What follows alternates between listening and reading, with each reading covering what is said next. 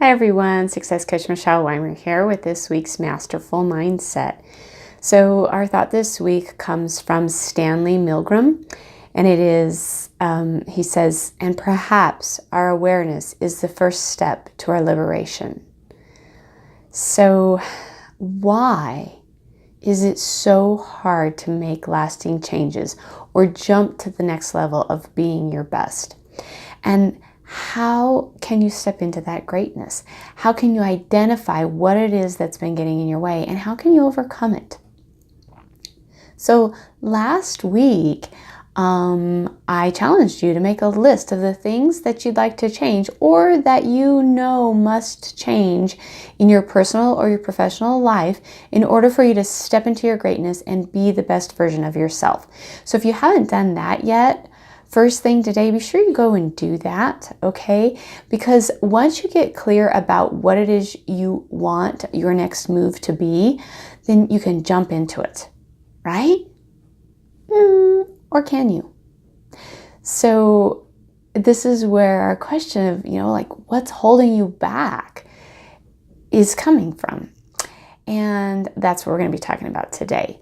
So as I stated last week, the reason it becomes so difficult for people to make a change is because they spend most of their energy and time worrying. And, I mentioned some of those possible worry questions to you. So again, you can go back and listen to last week's video. But today, I'm going to help you identify more specifically what they are so that you can recognize them when they're getting in your way. So the three main types of worry or fear that come up when we are pushed outside of our comfort zone to change or to grow are directly related to the fear of pain. Okay, the fear that taking the actions to make the change will be painful. And, it might sound a little bit crazy, but we're going to break it down today.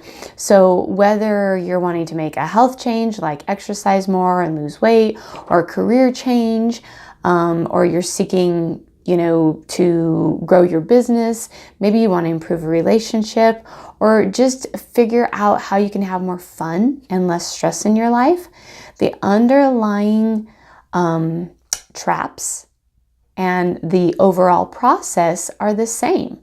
The traps that hold you back are going to fall into these three types of pain, and the process for getting out of them are very, very similar. So what are the three types of pain?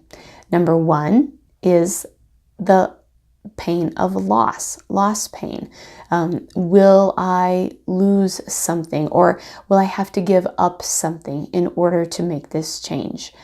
The second one is process pain. What if it's hard? Or what if I don't know how to do it? That's the process pain. And then the third one is outcome pain. And that one's simply, what if I fail? What if the outcome is not what I want it to be? So your challenge for this week is to look at that list of changes or goals that you wrote up from last week and write down all of your concerns and worries that go with each of them, okay? And then categorize them into these three main pain points. Is it a loss pain? Is it a process pain? Or is it an outcome pain?